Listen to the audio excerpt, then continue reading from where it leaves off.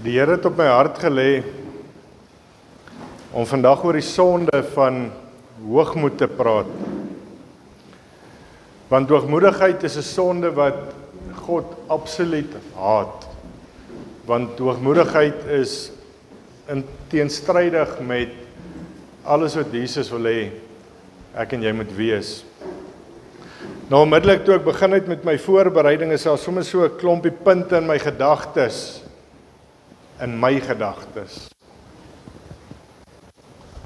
Want so deur die week het ek 'n paar dinge gesien, man. Jy weet mos, ek kuier saam met mense om preekmateriaal te kry.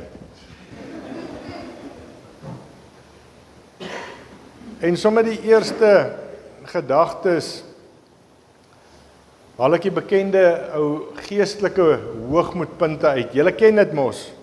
Daai mense wat dink hulle is beter as ander.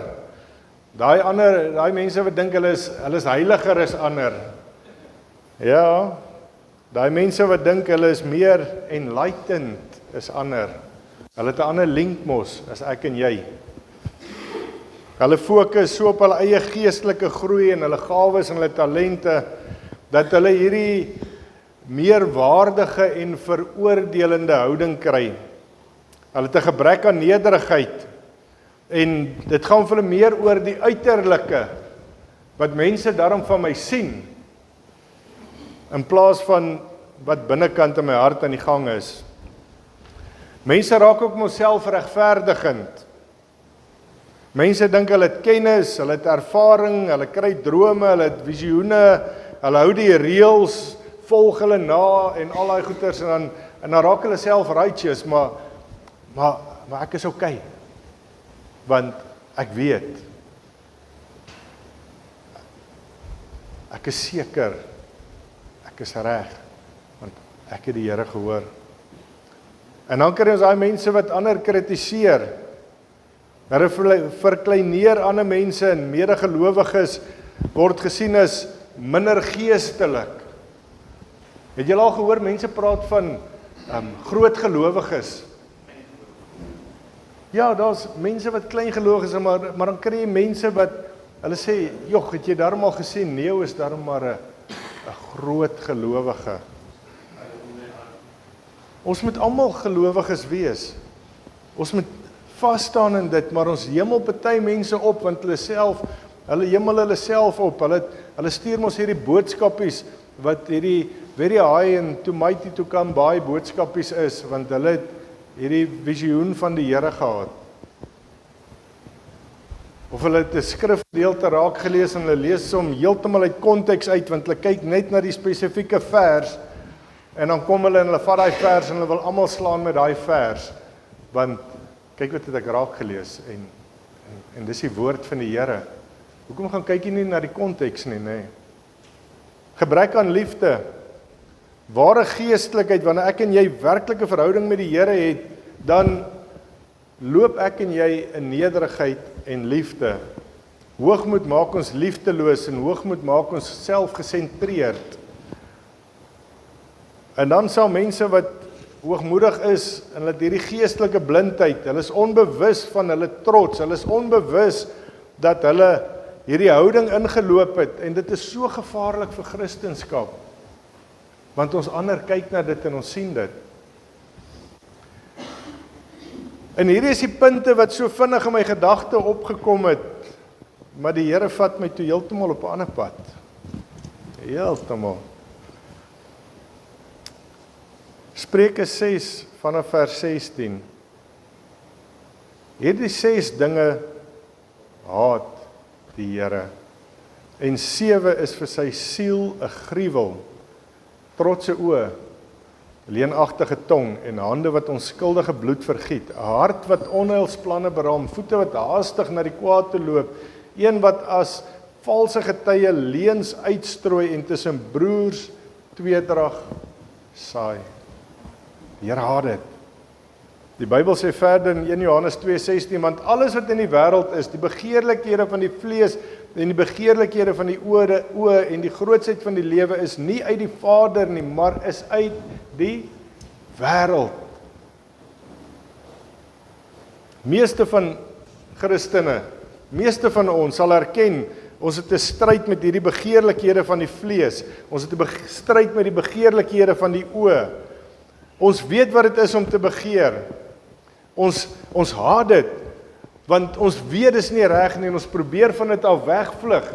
En die Heilige Gees gee vir ons krag en die Heilige Gees help ons om weg te draai van hierdie goeters af. Ons herken ook as Christene baie maklik hoogmoed in ander mense. Ons check hulle uit, man. Hulle gaan ons niks vertel nie. Want hulle is overambitious, oorambisieus. Hulle is selfgesentreerd. En ons sien dit in so baie mense. Maar ons sien nie hoogmoed in onsself nie. Bitter min van ons sal onsself as hoogmoedig beskou.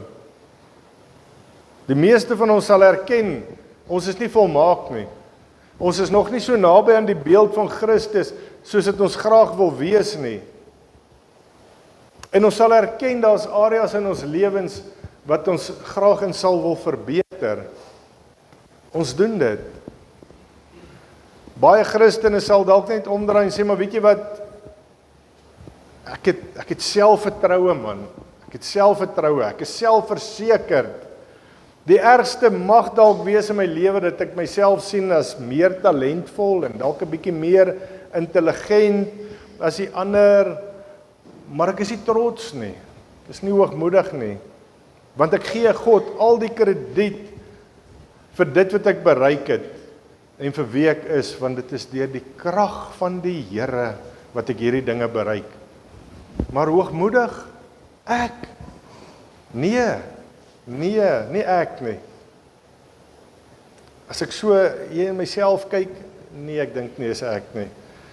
Want ek wandel in heiligheid en ek maak gereeld my hart oop en sê, Here, deursoek my hart en wys vir my as daar iets in my is wat nie reg is nie.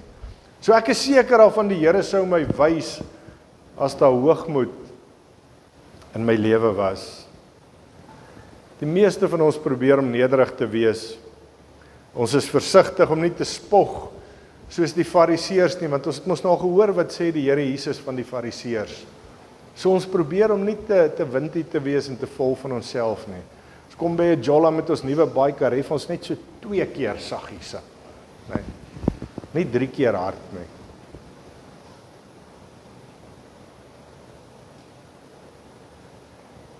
As jy bietjie die mense om jou vra,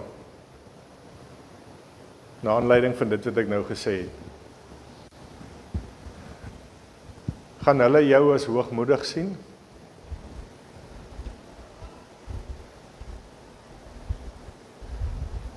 Vat 'n bietjie die kans. Vra jou man, vra jou vrou, vra jou vriende. Vra sommer 'n wildvreemde mens. Dink julle ek is hoogmoedig? Kom ons toets onsself 'n bietjie. Want ons sien onsself nie sommer as hoogmoedig nie. Kom ons vra wat sien ander mense ons as? Is ons geestelik hoogmoedig? Maar God sien hoogmoed ook in 'n totaal ander lig as ons. Daar is die bose, grootpraterige, arrogante trots wat ons oral om ons raak sien in vandag se lewe. Maar daar's 'n ander ene wat die Here aan my geopenbaar het deur 'n boodskap van David Wilkerson. Nou ek is baie erg op David Wilkerson se preke en sy materiaal. Dis 'n man wat ek glo so pad met die Here gestap het. Jy kan enige tyd na sy goed luister. Afhanklikheid is nederigheid. Afhanklikheid is nederigheid, maar onafhanklikheid is hoogmoed. Hoogmoed is wanneer ons weier om te wag dat God iets doen. En wanneer ons wag dat God hierdie dinge doen op sy tyd en op sy manier. Ek sê baie keer vir mense, trek hulle swaar na die tyd, dan hoor mense daarvan, en sê ek, maar hoekom het jy nie gepraat nie? Sê hulle, ja, maar ek is trots. Trots is hoogmoed. Hoekom het jy nie gevra nie? Hoekom moes jou vrou en jou kinders honger ly? Jy kan net gevra het.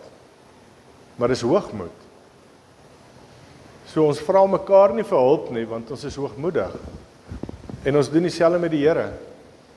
Ons vra hom nie, en ons wag nie vir hom nie.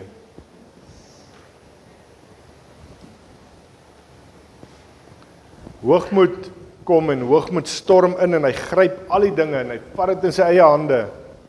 En hy wil dit self doen. En een van die grootste gevare vir my en jou as Christen is om voor die Here uit te loop. Maar die probleem is eintlik ons loop nie eers meer voor die Here uit nie, ons hardloop voor die Here uit. Julle weet baie keer praat ons as ons so op die bikes, ons staan daar so voordat ons ry en ons bid en ons vra die Here om saam met ons te wees oor die pad en sy engele met ons vooruit gaan en al hierdie goeters en dan spring ons op die bikes en ons vlieg daar weg en met respek gesê ons los die Here op die sypaadjie want ons ry so vinnig hy kan nie bybly nie. En dis wat ons doen. Ons hardloop met alles vooruit. Ons wag nie vir die Here nie. Ons wag nie vir duidelike opdragte van die Here af nie. En ek is skuldig. Ek is skuldig daaraan. Want ons vat dinge in ons eie hande. Veral wanneer dit lyk of God nie vinnig genoeg werk nie, want Here, die dinge moet nou gebeur. Saul homself kon nie wag vir die Here nie.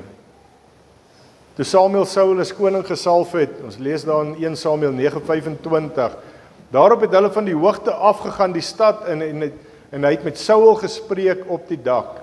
En hierdie bespreking het daaroor gegaan oor die groot oorlog wat op pad was met die Filistyne. Samuel was besig om vir Saul voor te berei. Hy het hom laat weet dat hy 'n goddelike roeping gehad het. En toe die tyd ryp was, toe die Filistyne en die Israeliete so op die rand van oorlog bereik het Samuel vir Saul gesê om nie op te tree nie. Hy het hom 'n opdrag gegee. Moenie na die oorlog toe gaan nie. Totdat al die mense by Gilgal ontmoet het om die Here se aangesig te soek vir spesifieke bevele, vir dit wat die Here wil hê hulle moet doen.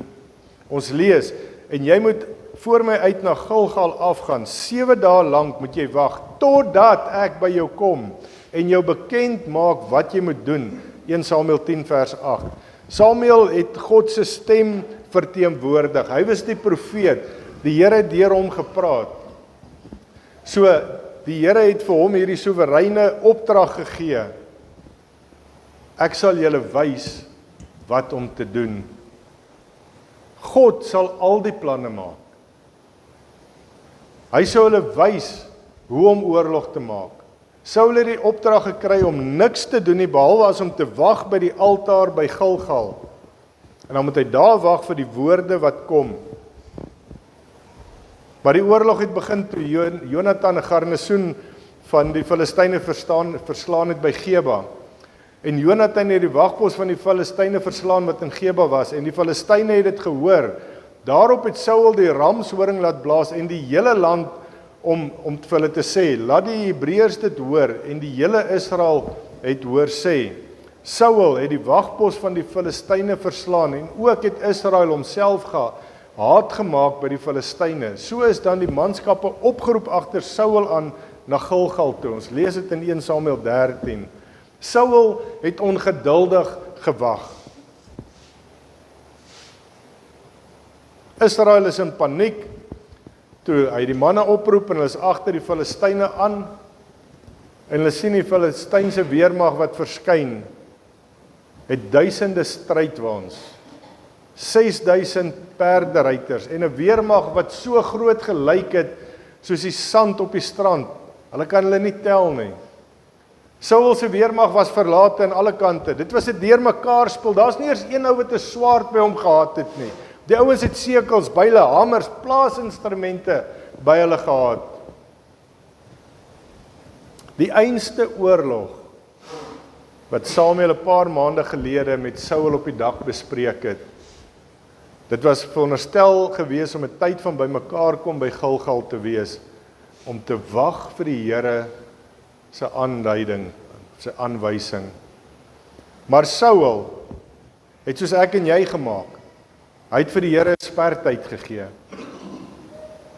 As die woord nie op 'n sekere uur sou kom nie, sou Saul self doen wat hy kan om die situasie te red.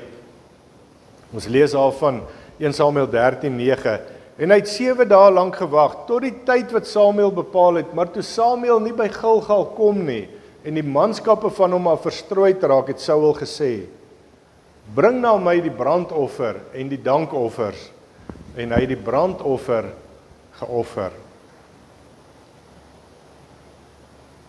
Onthou wat het Samuel vir hom gesê? Dit was nie 'n geval van net wag nie. Hy het vir hom gesê: "Wag totdat ek kom." Nie wag nie, wag totdat ek kom. Hoekom was Samuel 'n paar ure laat? Want die Here het vir Saul getoets. Die Here het getoets om te kyk of Saul hom vertrou het. Hy wou sien of Saul gehoorsaam sou wees, al het die dinge nie presies op die skedule gebeur nie. Die Here het vir Samuel gesê, hy moet vertoef, en hy het vertoef. God wou gehad het, dat Saul 'n getuienis van nederige afhanklikheid van God moes.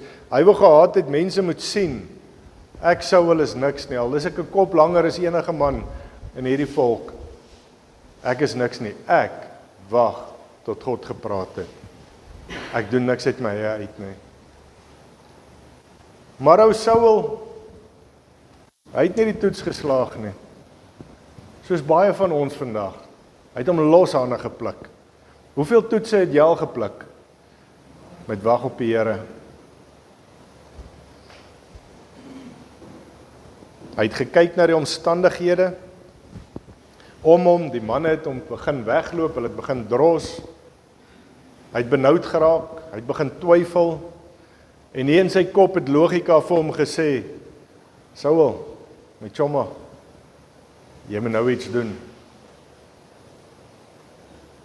En ek kan hom nou nogal hoor, want ek kan myself hoor. Ek kan hierdie besluitloosheid meer langer vat nie. God het my gestuur om sy werk te doen, en ek is bereid om te sterf vir hierdie saak. Maar hier sit ek nou en ek doen niks. Daar's geen leiding nie, daar's nie 'n woord van die Here af nie.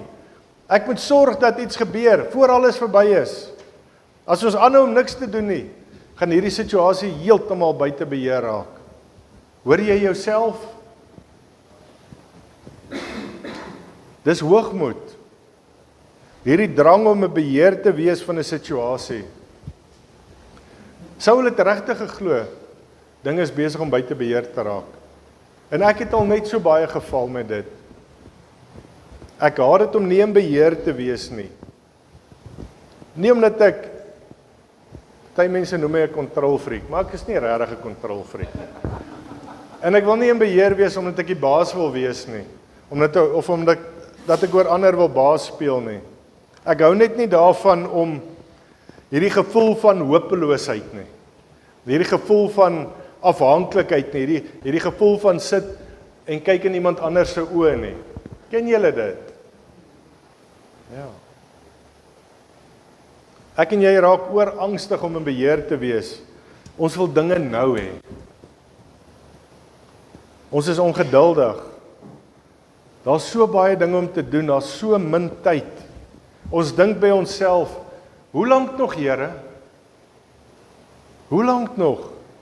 Dis nie lekker om nie in beheer te wees nie. Ons het aksie nodig, ons wil dinge sien gebeur. Ek's 'n ongeduldige mens. Regtig, Deirdre het geduld, sy kan wag vir 'n ding, ek kan nie wag vir 'n ding nie. Ek kan nie wag dat goed gebeur nie, ek kan nie stil sit nie. Ek raak senuweeagtig, ek begin rondtrippel. Want ons het aksie nodig. Maar wat sê God vanoggend? Vertrou jy my? Wag. Nadat jy alles gedoen het wat jy kon, staan stil en sien die redding van die Here. Die moeilikste gedeelte van ons geloof is daardie laaste halfuur, net so voor die antwoord kom, net so voor die wonderwerk gebeur. En hierdie laaste wat noem hulle daai snikhete oomblikke, wat praat hulle mos van, so in die mooi Afrikaans. Hoeveel mense het al by my gekom en sê hulle vir my, pastoor, ek kan nie meer nie, dis nou, ek kan nie, ek kan nie meer nie, dis nou al hoe lank. Maar in daai laaste oomblikke, wanneer ek en jy verslap, wanneer ons in mekaar sak, wanneer ons probeer om self iets te doen, dis wanneer die moeilikheid kom, dis wanneer die probleme kom. 1 Samuel 13:10, en toe hy, die Saul, net gereed was om die brandoffer te bring, kom Samuel met eens daaraan, en Saul het uitgegaan om tegemoet, om hom te groet. Die oomblik toe Saul die saak in sy eie hande vat, het Samuel daar aangekom. God se leiding was by die deur, hy was op pad. Dit was minute, dit was dalk sekondes gewees, voordat God se leiding daar is, wat God se mense daar is, wat die deurbraak daar is. Hoe lank voor jou deurbraak kom? Die Here is dalk net op die punt om vir jou 'n antwoord te gee, en jy's nie bereid om daai dag langer te wag, of daai uur langer te wag nie, maak jy besluit, hier's my bedanking, ek is klaar met die myn. Wat 'n voorbeeld. Maar môreoggend was daar dalk vir jou 'n ander geleentheid, was daar dalk vir jou promosie gewees, wat dit ook al is. Om God te speel is 'n verskriklike sonde. En ons doen dit so maklik, en ons doen dit onbewustelik. Toe ek deur hierdie goeters gewerk het, en hierdie goeters gelees het, en gisteraand weer, en ek besef net, Here, hier is soveel van hierdie goeters wat ek aan skuldig is, hier is soveel van hierdie goeters wat ek nie eers besef het nie. Ek sondig met my hoogmoed, om nie te wag nie. Om dinge in my eie hande te vat is vir my, is soos om te sê, die Here is nalatig, die Here sorg nie vir my nie. Dis om nie die Here te vertrou nie, dis sonde. Ek het soveel van my eie foute in hierdie gesien. Ek en jy word beveel om so Saul op God te wag, om stil te staan, om sy redding te sien, om hom te vertrou, sodat hy ons tree kan rig. Hoeveel mense kom sê vir my, hulle wil iets doen, ons moet saam met hulle bid. As jy vir iemand vra om saam te bid, wag vir daai persoon vir 'n antwoord ook.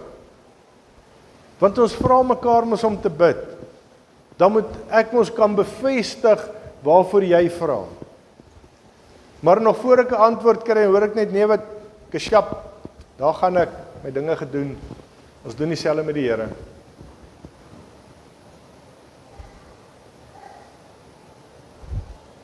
Sodra ons die deadlines bereik het wat ons self opgestel het, as die deadline kom, of is verby, dan is ons opgeruk. Ons kan nie wag nie. Ons hardloop, ons laat ons dinge gebeur. Ons sê, God gee nie regtig vir my om nie. Die Here het my teleurgestel. Ek het gebid, en ek het gebid, en ek het gewag, maar niks het gewerk nie. Dinge word net anders. Ag, slegter.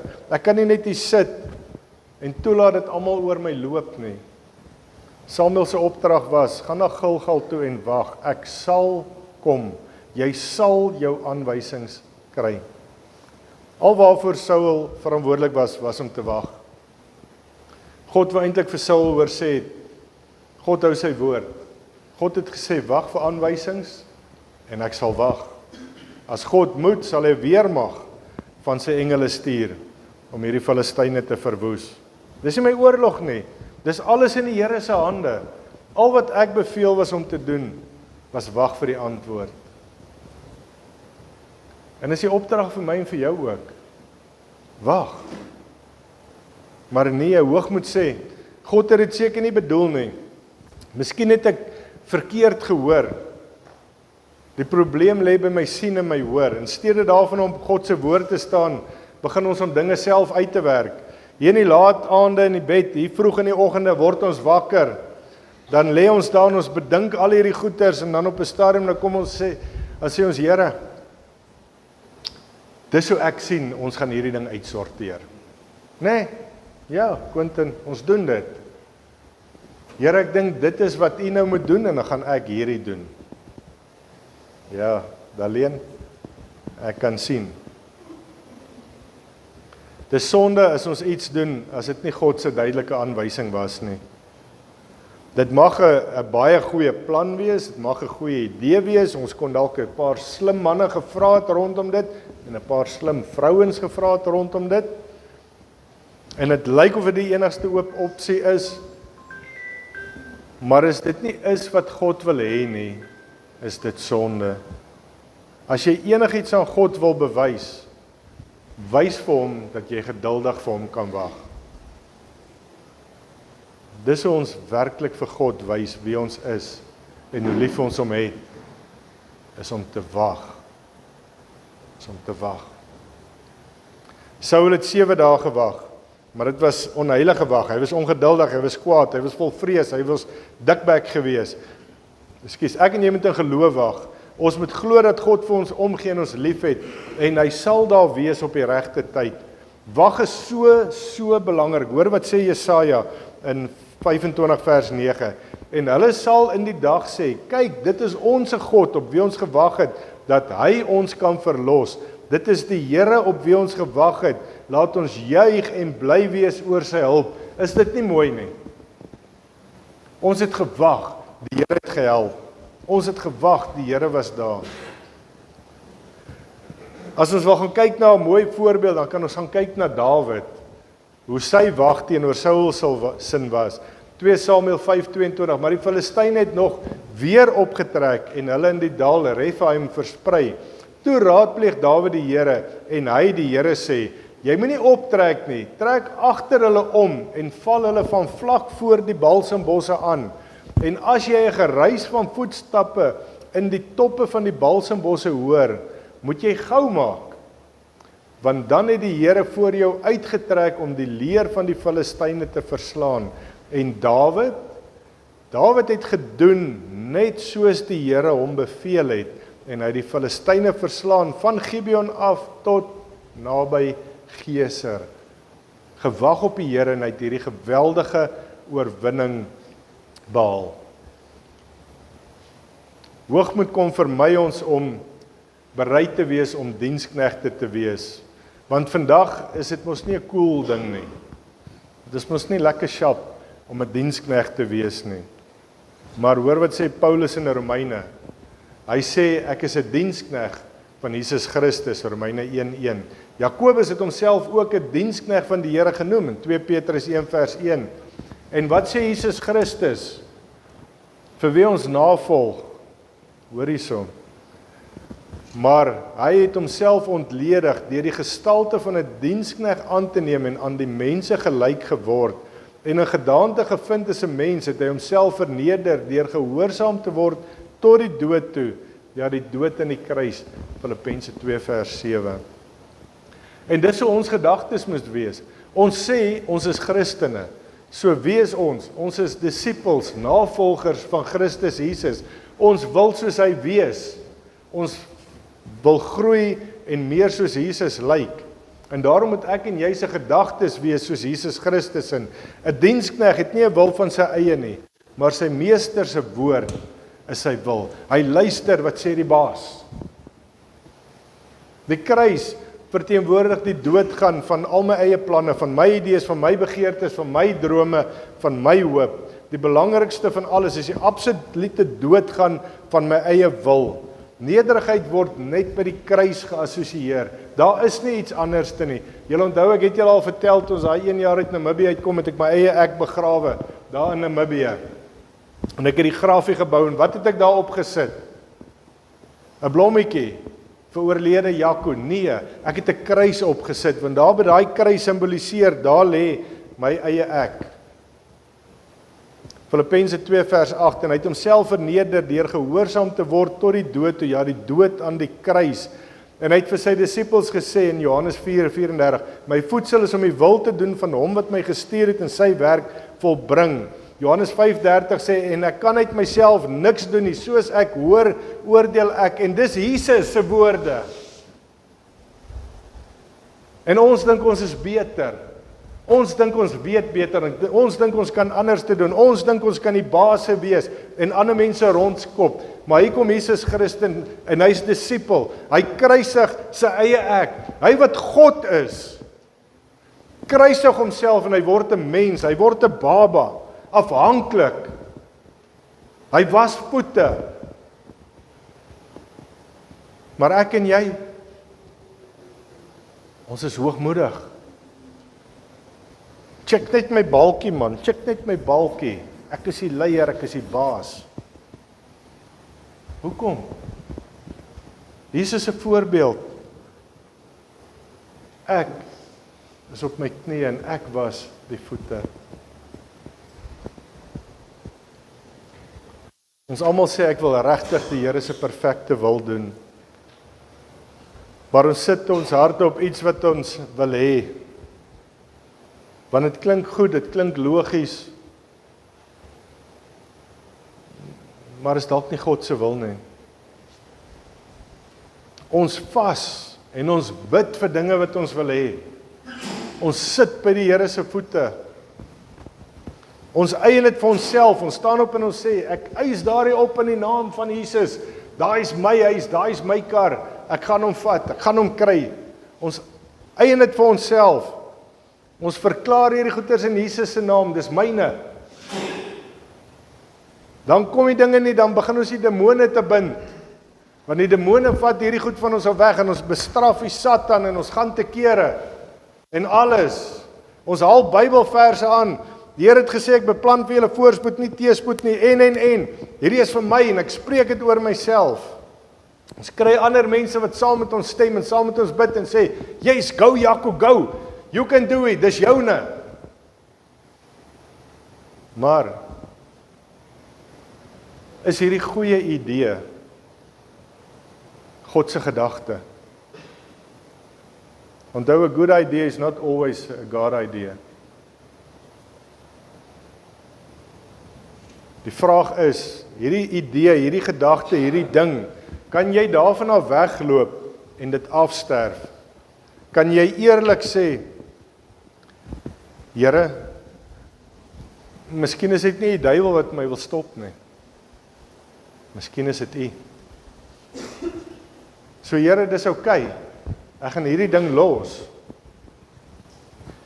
Hierdie genesing wat nie kom nie, ek gaan dit hier los. Ek gee dit vir U. Ek gee dit oor, Here. Here, doen dit op U manier.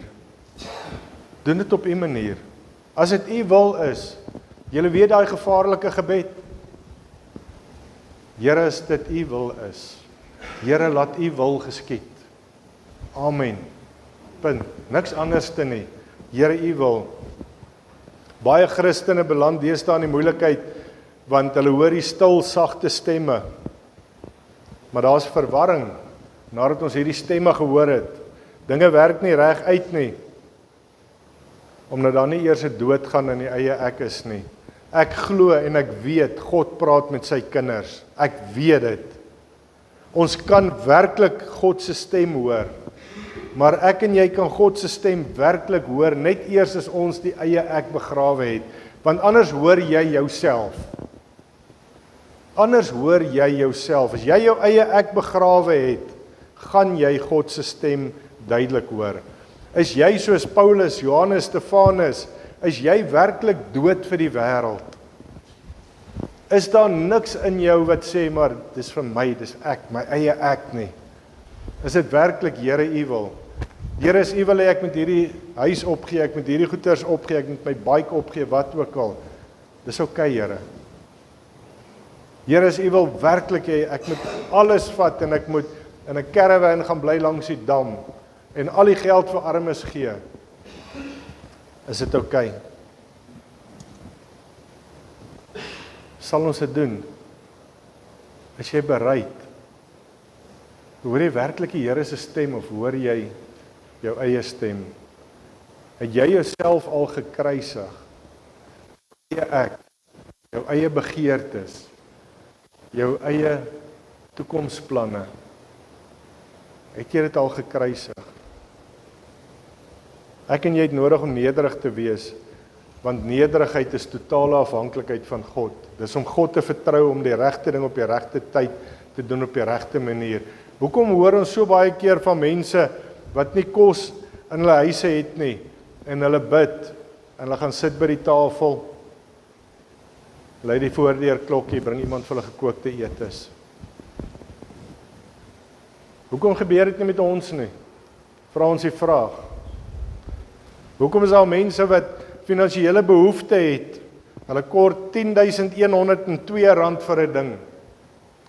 Môreoggend, hier onder deur die deur is R10.102 in 'n koevert deurgedruk. Hoekom?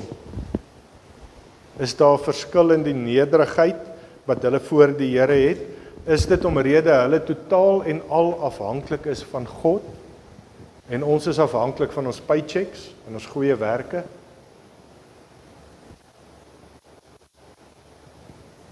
Om God te vertrou op die regte is om die regte ding op die regte tyd te doen, of om God te vertrou om op sy tyd, op die regte tyd, dinge te doen en dit op die regte manier te doen. Dis om God te vertrou om jou op die regte manier te gebruik op die regte tyd. Nederigheid is om op die Here te wag. Daar's soveel goeders wat ek al wou gedoen het. En daar's soveel goed wat ek kan doen vir die Here. Maar dit gebeur nie. Hoekom nie? Dis nie die Here se wil nie, dis nie sy tyd nie, dis nie sy plan nie. Ek het verskriklike baie mooi en rein gedagtes, baie heilige gedagtes, koninkryk opbou gedagtes. Gebeur nie, hoekom? Dis nie God se wil nie. Jesus het vir my en vir jou 'n fantastiese belofte gelos om ons deur die donker dae wat vir ons voorlê te help.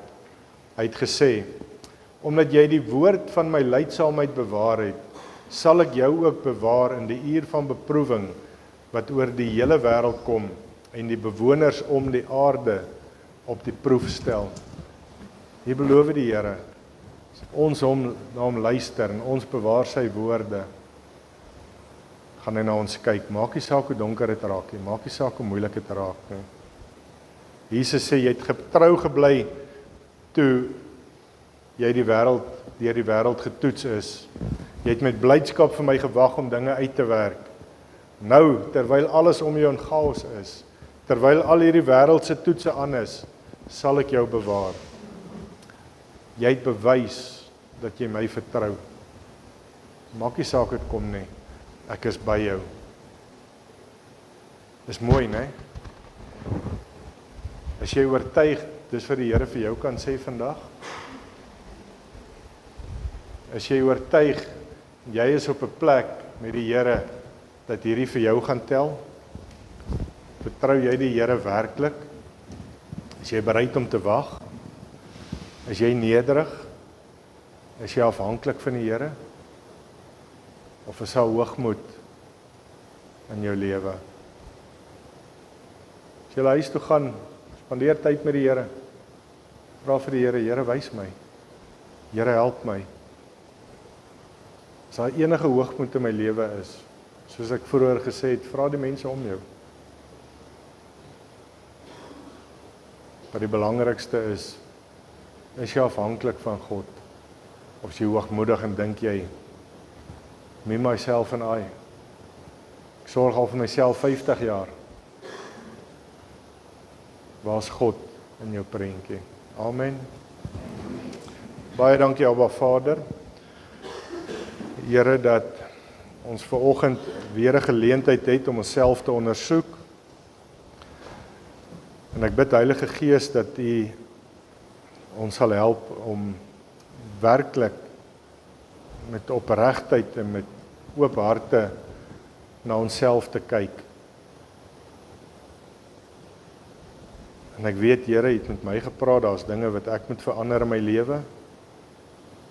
En ek bid so vir elke boetie en sussie hier vandag, dat ons die stem sal hoor en dat ons lewens sal verander waar ons nie reg is nie. Help ons daarmee, Here, want dis 'n moeilike taak vir elkeen van ons. My boetie en my sussie, ek seën jou in die naam van God die Vader, van God die Seun en van God die Heilige Gees. Mag die Here jou in hierdie week vooruitgaan, mag jou hart oop en ontvanklik wees vir die Gees van God om jou te ondersoek en mag jy die moed hê om te verander dit wat jy moet verander en as jy die moed moet hê om op God te vertrou, dat die Here jou ook daarmee sal help. Jy is geseënd, gaan uit en wees 'n geseënde in Jesus naam. Amen.